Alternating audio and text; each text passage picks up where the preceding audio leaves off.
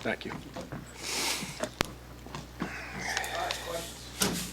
Sure, 6 points is what you're looking for up in the Twin Cities. When you review that game, what do you feel like didn't go right? It's got outplayed, got outcoached. Against a good program, a good team.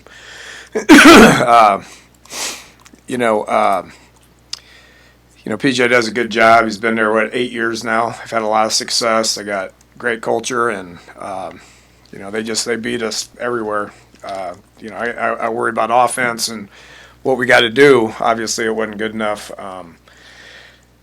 So just got to challenge them to get better. We've played good offense this year. We know what it needs to look like, and it just didn't look like it.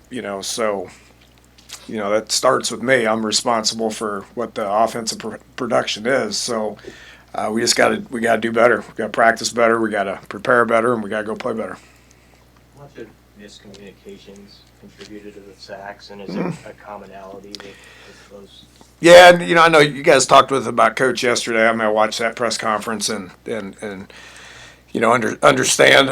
It's everything. The miscommunication was just that was one time Emmett heard 5-man protection. It was 6-man protection, or vice versa. And that obviously can't happen. That's the easy part. The hard part is like executing the assignment and blocking the guy to the point to where Dylan has time to get rid of the football. But this goes back to this. We had this conversation a couple weeks ago. Receivers got to run faster to get to their spots. Obviously O-line's got to protect better. Dylan's got to be comfortable in the pocket.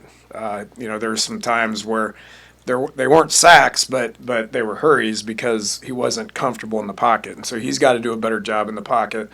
I got to get him in better plays that are quicker. Thought we had some things figured out based on a week ago. We went through that 2-week stretch where it didn't look very good, and went to Maryland and got some things corrected. And we ran the ball better. We got the ball out quicker. That's my job. And felt like we could push the ball down the field a little bit more against these guys, and it reared its ugly head again, and so that's me having to go back to, what we're practicing and what we're calling, and at the end of the day, it's about making him feel comfortable back there. When he's comfortable back there, he's as good as anybody in the country. We all know that.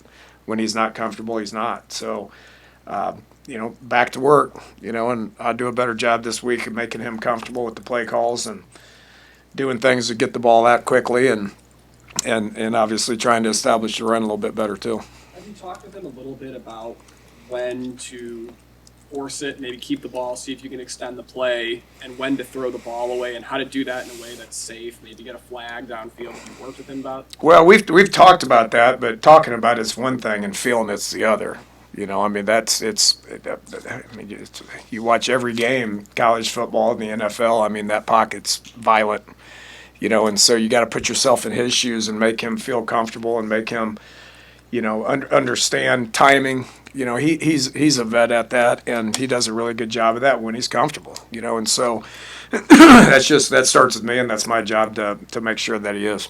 Hey, how do you manage that situation with Rocco, and just how effective he's going to be, and what is your plan B? Would it be back to Tyler Knack, or do you have another option this week that you might try?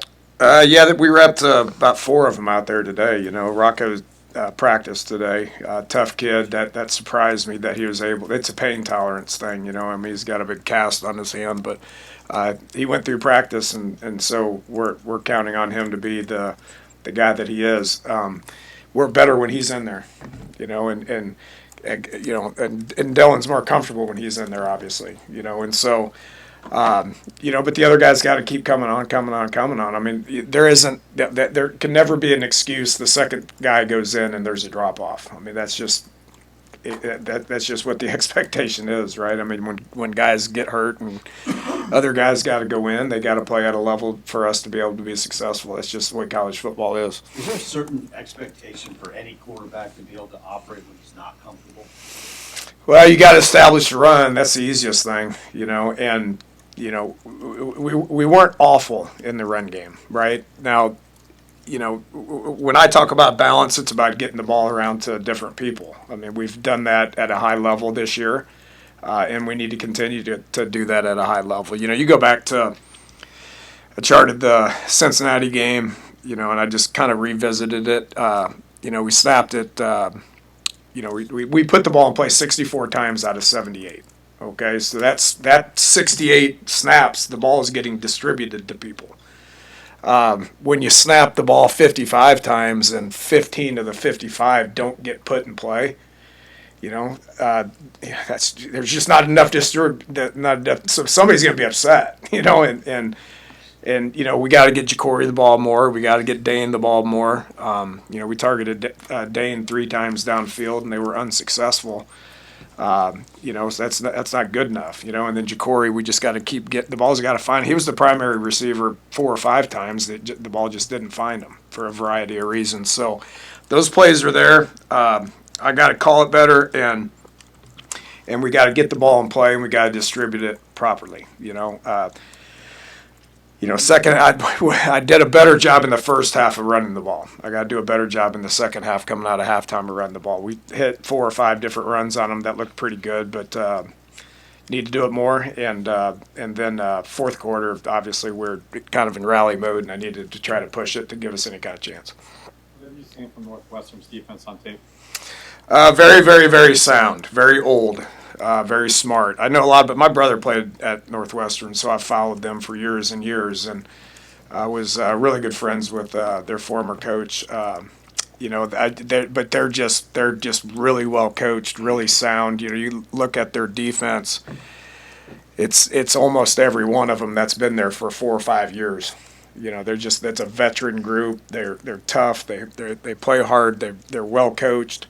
It's going to be a challenge for us, and that's why we do what we do is for those challenges. We embrace those challenges. I think our team is going to be excited about getting out there and playing again. We didn't coach good. We didn't play good last week, and that's not acceptable. And so big challenge, but we got to get ready to go. It's Big Ten football, man. It's going to be like that every week. When Coach Rule says that he couldn't convince the coaches that this was going to be a difficult game, or couldn't convince them about how good Minnesota was, how do you kind of take that, and what did you see from your vantage point on that perspective? At the end of the day, just offensively, the production wasn't there, and that's what I'm responsible for. And so I gotta take that. I respect Minnesota. I respect PJ Fleck. I think they got a great program, and it's college football, man. And people have games like this. It's how you respond, and so I think our team's going to be pretty motivated to go out there and play. Did you get the sense throughout the week that this team was up for that game on Friday? You can't really. I thought our practice was good. It was a short week. You can sit there and we had to travel. For second week, all excuses don't matter. We got to get them ready to go, and we got to go play better. Every single week is going to be tough. Just look at what's going on across the country, man. It's just the way it is. So it's college football. So you got to get up. You got to get up and you got to play. When you say that you guys did a good job of running the ball in the first half, how do you marry that with the opening drive with the 3 straight passes? It's just 2 of them were run plays.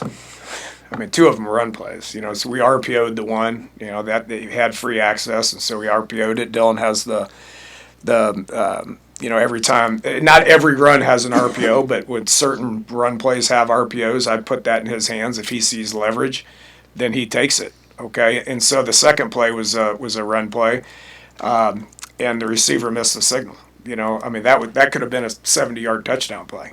And so he ended up getting sacked on that. That falls at the feet of Isaiah Hunter. He's got to see that, and he's got to go, right. So you can't put that on anybody but him. That's just specifically one sack that was on him. But those were 2 run plays that were called, and if RPOs are attached to it and it's there, then we expect Dylan to put that in play. I guess going off that, how has the team kind of responded this week at the first couple days of practice offensively? Yeah, good. I mean, kids are resilient, and they look to go do what they got to do to get back out there and play again. You know, and so I thought we had a good Tuesday practice out there. Came back Sunday and had a little bit more of an extended Sunday to get out there and practice, and they were out there flying around. Today was physical, and we expect it to continue here this week. Thanks, Dan. All right, thank you guys. Thank you.